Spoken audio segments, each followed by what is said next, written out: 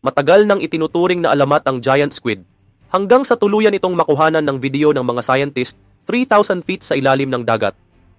Isang uri ng isda ang nawala ng halos isang siglo, pero muling natagpo ang buhay at maayos noong 2024. At isa sa pinakamaliit na ahas sa buong mundo ay biglang nagpakita muli sa ilalim ng isang bato, matapos ang halos 20 taon na walang bakas. Ito ang mga hayop na minsang idineklarang extinct hanggang sa may nakakuha ng ebidensya sa kamera. Bago namin simulan ang listahan ng mga extinct na hayop na biglang nagpakita, huwag mo sana kalimutang pindutin ang subscribe button para naman lagi kang updated sa mga ganitong uri ng video. Sa loob ng mahabang panahon, ang giant squid ay parang halimaw sa dagat na katang-isip lang. Kwento-kwento lang mula sa mga mandaragat, mga salaysay ng pakikipagsagupaan sa nilalang na walang sino mang nakapagpatunay gamit ang larawan o video. Tinawag pa nga ito ng marine biologist na si Richard Ellis na ang pinakamailap na imahe sa kasaysayan ng kalikasan at hindi siya nagkamali.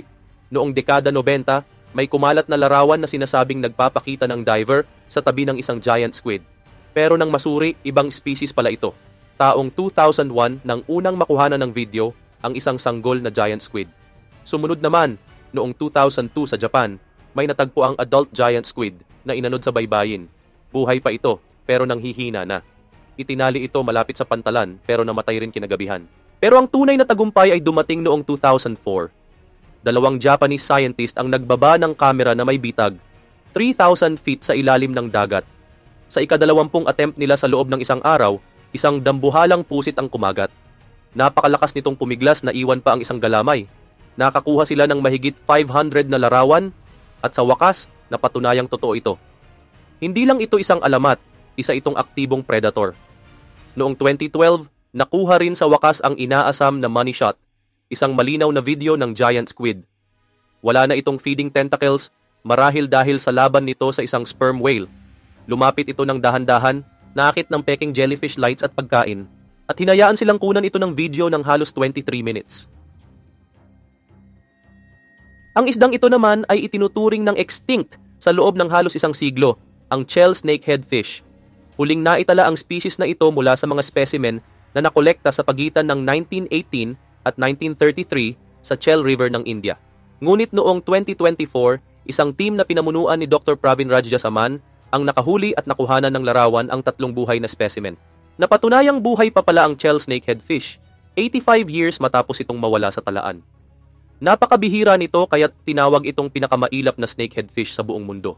At ang nakakagulat pa ayon sa mga lokal sa West Bengal, matagal na pala nilang hinuhuli at kinakain ang isdang ito at hindi nila alam na ito pala ay akala na ng mga siyentipiko na tuluyan nang nawala. Ang ahas naman na ito ay kasing laki lang ng isang barya, mga 10 sentimetro ang haba. Ito ang tinatawag na Barbados thread snake at matapos ang halos 2 dekada na walang kumpirmadong sightings, nag-aalala na ang mga siyentipiko na baka tuluyan na itong nawala. Pero noong March 2025, sina Connor Blades at Justin Springer ng Rue Wild ang nagsimulang tumingin sa ilalim ng daan-daang bato sa isang maliit na kagubatan sa Barbados malapit sa isang jack-in-the-box tree. Ayon kay Blades, pagkatapos ng isang taong paghahanap, parang nawawalan ka na ng pag-asa pero hindi sila tumigil. At sa wakas, nakakita sila ng isa. Buhay itong dinala sa laboratorio, kinunan ng video habang gumagapang sa isang petri dish sa ilalim ng microscope at tuluyang nakumpirma ang pagkakakilanlan nito. Ayon kay Springer, ang muling pagkakatuklas sa isa sa ating endemic species ay paalala na may mga natitira pa tayong yaman na may mahalagang papel sa ating ecosystem. Kaya't nagpapakita lang ito na kahit ang pinakamaliit na nilalang ay pwedeng mawala sa loob ng maraming taon, kahit pa sa isang isla na matagal nang natuklasan at pinuntahan ng mga tao. Sunod naman ay ang Blythe rondavel flat gecko. Sa loob ng mahigit 34 years, ang maliit na butiking ito na kasinlaki lang ng daliri ay kilala lamang mula sa 2 specimen na nakuha pa noong 1991. Marami ang nagduda kung totoong species ba talaga ito o baka isa lang itong pagkakamali sa pag-uuri. Pero noong May 2025, sina Aaron Peterson at John Davies mula sa Endangered Wildlife Trust ay nagpakalat ng panibagong pag-asa. Sakay ng helicopter, dinala sila sa isang liblib na kanyon sa rehiyon ng Blythe River sa South Africa, kung saan una ring nahanap ang mga specimen. At sa loob lang ng ilang araw, nakakita sila ng 20 hanggang 30 na lizard. 7 individual ang kanilang nakuhanan ng litrato at kumuha sila ng tissue samples para patunayan na totoo nga itong species na ito. Ayon kay Darren Peterson, Matapos ang ilang oras na paghahanap at wala kaming makita, nagsimula na kaming mawalan ng pag-asa. Pero nang matagpuan namin ang una, sobrang saya namin. Dagdag pa niya, ang muling pagkakatuklas na ito ay daan para sa opisyal na pagre-reassess at pagbibigay proteksyon sa species. Ang black-naped pheasant pigeon naman, isang kalapati na kasinlaki ng manok, ay huling nakita ng mga siyentipiko noong 1882. Sa loob ng mahigit 140 years, tanging mga lumang specimen sa alikabok na mga drawer ng museo ang nagpapatunay na minsan itong umiral. Pero noong September 2022, isang conservation team ang gumamit ng camera traps sa Ferguson Island sa Papua New Guinea at dito nila nakuhanan ng larawan at video ang ibon sa unang pagkakataon matapos ang isang siglo. Ayon kay Jordan Borsma, isa sa mga nanguna sa pag-aaral, mas mababa pa sa 1% ang tsansa namin na makuhanan ito. Inilarawan pa niya ang pag-scroll sa mga kuha bilang ang pinakasurreal na sandali sa buhay niya. Dagdag pa ng co-leader na si John Mittermeier, parang nakakita kami ng unicorn. At isang buwan silang naglakad sa matatarik na bundok at naglagay ng 20 camera traps.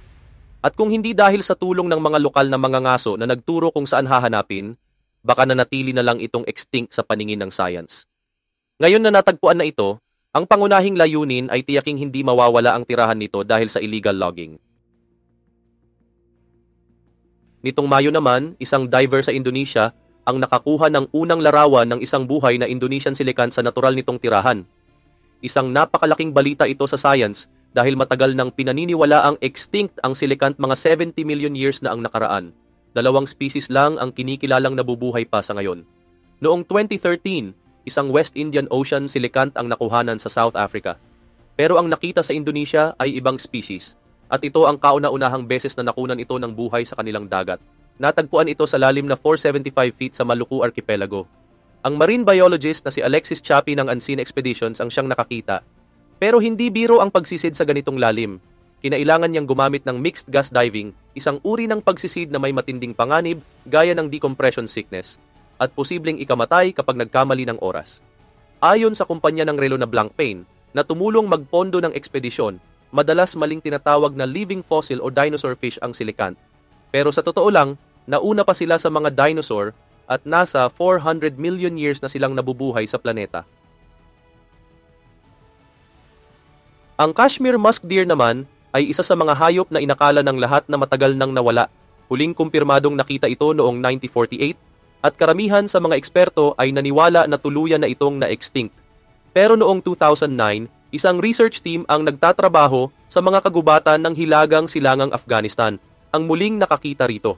Ilang beses itong namataan at may nakuha pa silang mga larawan ng mga buhay na usa gamit ang camera traps.